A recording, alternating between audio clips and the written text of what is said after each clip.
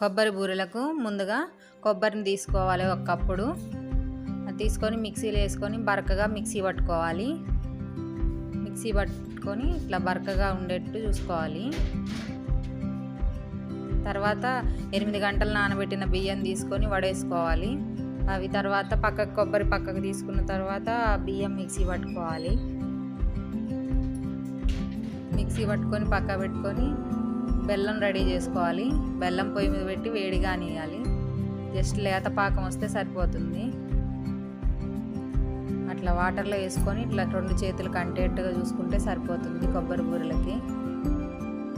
ఇప్పుడు gas off చేసేసినాం. దాంట్లో కొబ్బరి వేసుకోవాలి. తర్వాత ఇద్దరుండి కొబ్బరి బియ్యం పిండి కూడా వేస్తూ ఒకరు కలుపుతూ ఉండాలి.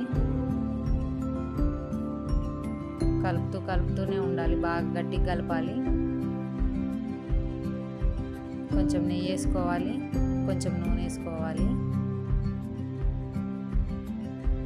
అదంతా దగ్గరికి గట్టిపడ్డ తర్వాత చిన్న చిన్న బాల్స్ లాగా చేసుకొని ఆయిల్ అద్దుకుంటూ బాల్స్ లాగా అప్పల్లాగా చేసుకోవాలి చిన్న చిన్నగా.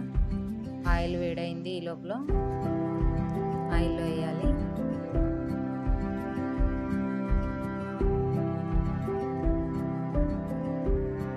ఆయిల్ వేడి వచ్చిన తర్వాత ఫాస్ట్గా వేసేస్తే అయిపోతాయి. అట్లా కాలుతాయి. లైన్లో వేసుకుంటూ ఉండాలి.